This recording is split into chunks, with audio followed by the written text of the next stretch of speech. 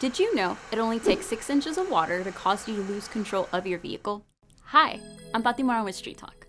During heavy rain, the City of Garland will make every effort to monitor and close flood-prone roads to keep you safe. In fact, Garland has 6 sets of floodgates.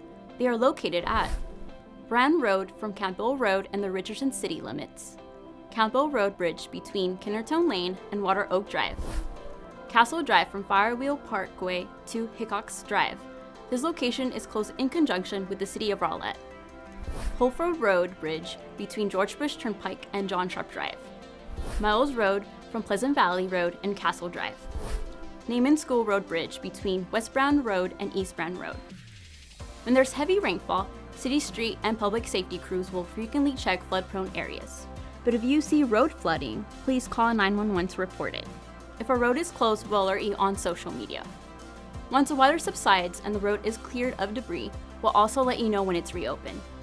Floodgates are there for your safety. Don't try to drive around them. But even if there isn't a gate that is close to block the road, never drive on a flooded roadway. Did you know that each year, flooding causes more deaths than any other thunderstorm-related hazard?